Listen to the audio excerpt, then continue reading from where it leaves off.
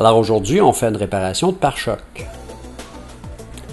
Alors comme on peut voir, il y a un dommage a été causé par une collision arrière. C'est pas un impact important, mais quand même assez important pour faire un trou dans le plastique du pare-choc. Donc on va faire une réparation de plastique. On se donne accès à l'arrière du pare-choc pour pouvoir l'enlever. Donc on enlève tous les panneaux qui sont dans nos jambes. Donc on enlève le pare-choc. Ensuite, on va faire une inspection de la structure, voir s'il n'y a pas des dommages qui n'étaient pas apparents à première vue. S'il y a quelque chose, on s'organise avec la compagnie d'assurance, on s'arrange avec eux. On va faire beaucoup de nettoyage dans une réparation de carrosserie comme ça parce que les voitures, il y a beaucoup de contaminants dessus, donc il faut les décontaminer, les cires, les goudrons, etc. C'est pas très bon pour les réparations.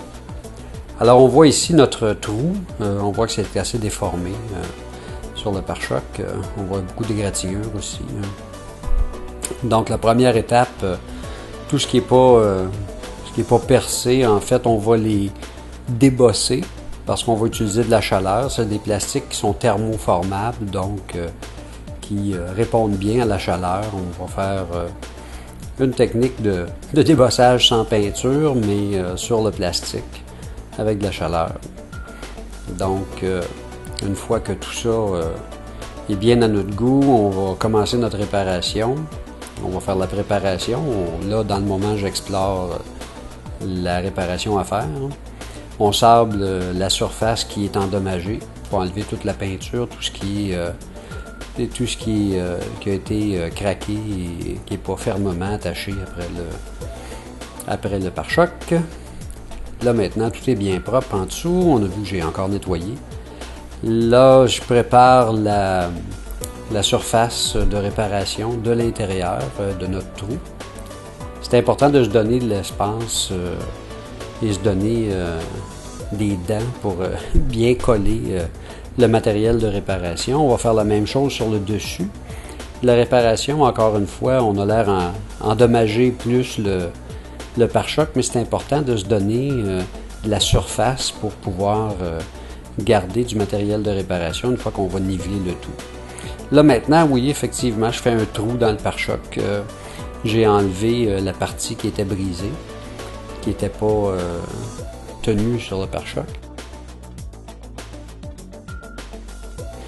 Puis ça va nous permettre aussi de marier notre réparation intérieure-extérieure.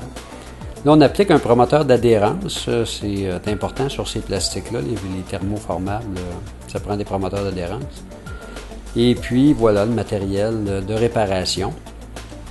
C'est un époxy, donc c'est un matériel qui a un durcisseur. C'est un matériel qui durcit. Une fois durci, c'est un matériel qui est extrêmement résistant. Donc, ça fait des réparations qui sont bonnes pour la durée de vie utile de la voiture. C'est très durable, surtout avec un renfort arrière comme ça. Alors, c'est des systèmes complets qu'on achète qui sont faits pour aller ensemble, promoteur d'adhérence, renfort, matériel de réparation. C'est tout agencé. Là, vous voyez, on a retourné le pare-choc, puis on va mettre le matériel de réparation par-dessus pendant que la réparation en dessous est encore mouillée. Donc, ça va tout se marier ensemble. Puis ensuite, on nivelle la surface une fois que tout est bien durci. Là, il n'y a plus rien qui y paraît. On est rendu à chambre à peinture. Promoteur d'adhérence, encore une fois, sur ces plastiques-là, même pour les sous-couches, c'est important. Donc, on va en mettre partout où il y a du plastique d'exposé. Puis, on est rendu à l'étape de la sous-couche. C'est une sous-couche à l'uréthane. Ça nous permet de faire un peu un remplissage des petites imperfections qui ont été laissées par la réparation.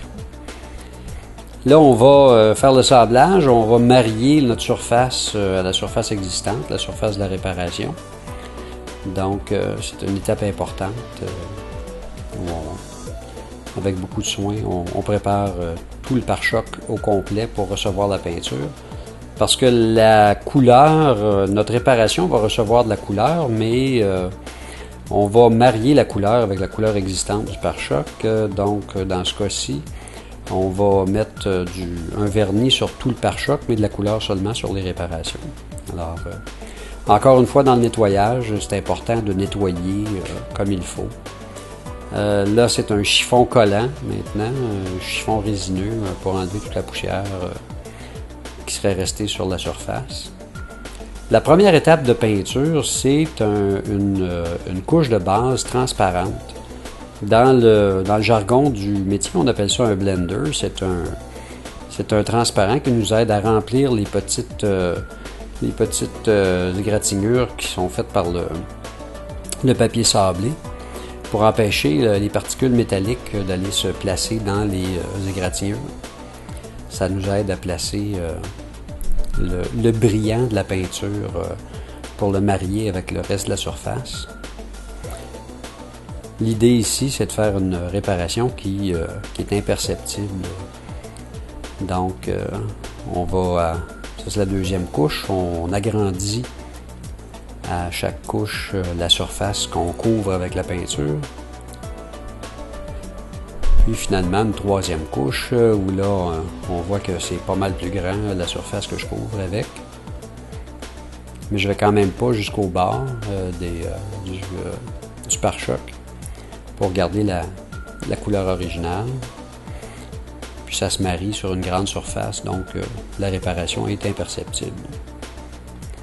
Une fois tout ça fini, encore un chiffon collant. Un chiffon collant, on le passe souvent entre chaque couche de sous-couche pour enlever les petites poussières. La poussière, c'est notre ennemi dans la peinture.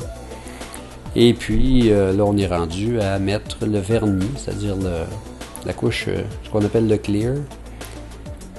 Alors, ce vernis-là, encore une fois, c'est un uréthane qui utilise un durcisseur. Donc, c'est pas une peinture qui sèche, mais c'est bien une peinture qui durcit chimiquement. C'est comme un ciment. Donc, une fois qu'on a encapsulé toute notre pare-choc dans cette nouvelle couche de vernis, ça fait une réparation qui a comme une couche de plastique par-dessus, donc qui est très durable. Alors voilà le travail. Une fois réassemblée la voiture, on voit même mes espadrilles à travers. C'est maintenant comme un miroir.